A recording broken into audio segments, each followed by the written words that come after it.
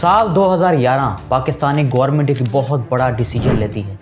इस फैसले में इंडिया को मोस्ट फेवर्ड नेशन की लिस्ट में शामिल कर लिया जाता है, जिसका मतलब था कि अब पाकिस्तान इंडिया से बिना किसी मुश्किलात के ट्रेड को बढ़ाएगा।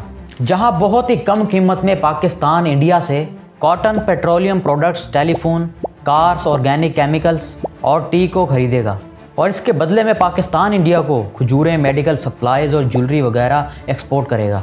लेकिन अब ऐसा भी नहीं कि इंपोर्ट एक्सपोर्ट का ये बिजनेस इन दोनों कंट्रीज़ में कोई पहली बार हो रहा हो। 1994 से 2005 तक ओवरऑल ये ट्रेड बहुत अच्छी चलती रही। 2005 के एंड तक 288.20 मिलियन डॉलर्स के गुड्स पाकिस्तान इंडिया को एक्सपोर्ट कर रहा था और इसके बदले में पाकिस्तान की इंपोर्ट्स थी 548 मिलियन डॉलर्स और 2018-19 तक ये ट्रेड 2.56 बिलियन डॉलर्स तक पहुंच चुकी थी। फिर उसी साल यानी कि 2018 में वर्ल्ड बैंक की एक रिपोर्ट में ये भी बताया जाता है कि अगर ये दोनों कंट्रीज हाई टैरिफ और वीज़ा प्रॉब्लम को कम कर दें और अपने सारे बैरियर्स को ख़त्म कर दें तो ये ट्रेड 37 बिलियन डॉलर्स तक भी जा सकती है। जरा सोचिए 37 बिलियन डॉलर्स बनते हैं जो कि हम आपस में ट्रेड करके एक अच्छा प्रॉफिट जनरेट भी कर सकते हैं। लेकिन फिर 2019 में एक ऐसा फैसला लिया जाता है जिसकी वजह से इन दोनों कंट्रीज़ की ट्रेड पर बैन लग जाता है और इसकी रीज़न थी पाकिस्तान। 2019 में पाकिस्तान ने इंडिया से ट्रेड करने पर मुकम्मल पाबंदी लगा दी। तो आखिर इसकी रीज़न क्या थी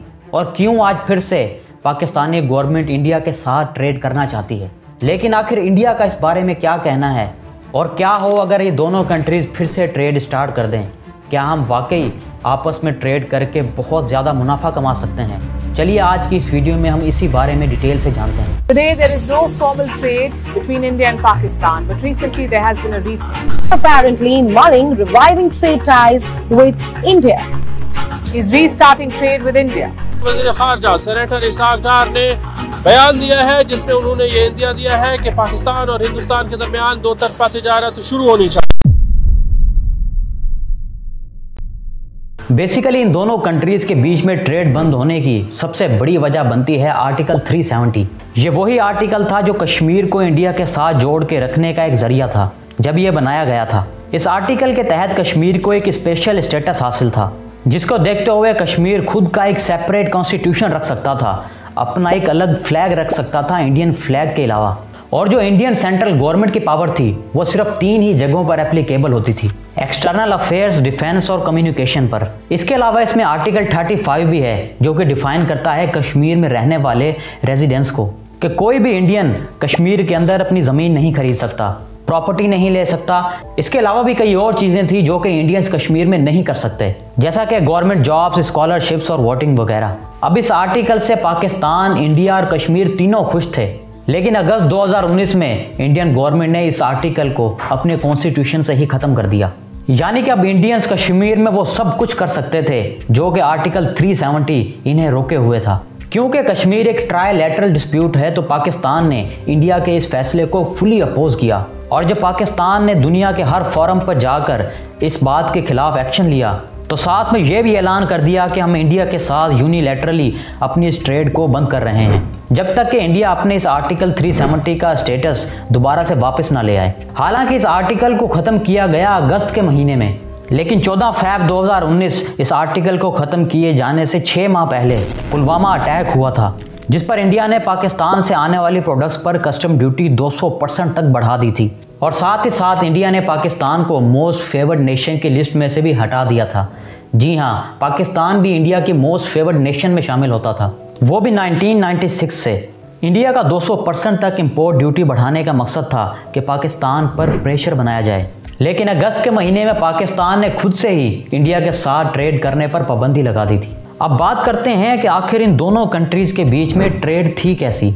1996 से पाकिस्तान इंडिया से सिर्फ 138 प्रोडक्ट्स को इंपोर्ट कर रहा था और 1209 प्रोडक्ट्स ऐसी थीं जिन्हें नेगेटिव लिस्ट में शामिल किया हुआ था जो कि पाकिस्तान में इंपोर्ट नहीं की जा सकती थी और जो प्रोडक्ट्स भी इंपोर्ट की जाती थी उसका ज़रिया वाघा बॉर्डर था।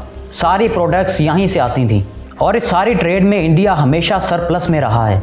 यानी कि पाकिस्तान जब इंडिया से गुड्स या सर्विसेज खरीदता था वो मिकदार में काफ़ी ज़्यादा होती थी एज़ कम्पेयर टू जो इंडिया पाकिस्तान से इंपोर्ट करता था। इंडिया से इतनी ज़्यादा प्रोडक्ट्स खरीदने के बावजूद भी ये टोटल इंडियन ट्रेड का जस्ट 0.35% ही बनता था जो कि ऑब्वियसली बहुत ज़्यादा कम था। 2018-19 में पाकिस्तान ने इंडिया से cotton, organic chemicals, plastics, nuclear reactors, boilers, machinery और मैकेनिकल अप्लायंसेस वगैरह खरीदे थे, जिनकी value obviously millions of dollars में बनती थी। और जो इंडिया पाकिस्तान से चीज़ें खरीद रहा था उसमें mineral fuels, oils, edible fruits, nuts, नमक, सल्फर, स्टोन, प्लास्टिक मटेरियल्स और लेदर की चीज़ें शामिल थीं। लेकिन यहाँ सवाल ये पैदा होता है कि ट्रेड को बैन करने के बाद क्या पाकिस्तान के प्रोडक्ट्स इंडिया में नहीं जा रही, यहाँ के इंडिया के प्रोडक्ट्स पाकिस्तान में नहीं आ रही? तो इसका जवाब है कि ये ट्रेड तो हो रही है। अब फ़र्क ये है कि इंडिया पाकिस्तान की इस ट्रेड में अब तीसरा मुल्क भी आ चुका है, जिसमें सबसे बड़ा प्लेयर है UAE। यानी कि जो भी कोई प्रोडक्ट हम डायरेक्ट इंडिया से खरीद सकते थे वो अब पहले इंडिया में बनती है, फिर उसे UAE भेजा जाता है, फिर वहाँ से पाकिस्तान आती है, जिस पर ट्रांसपोर्टेशन का खर्चा बढ़ता है, फ्यूल भी ज़ाया होता है और कई दिन भी लग जाते हैं। कुल मिलाकर कोई एक प्रोडक्ट जो पाकिस्तान को 10 रुपये में पड़ती थी वो अब UAE की वजह से 18 से 20 रुपीज़ में पड़ रही है।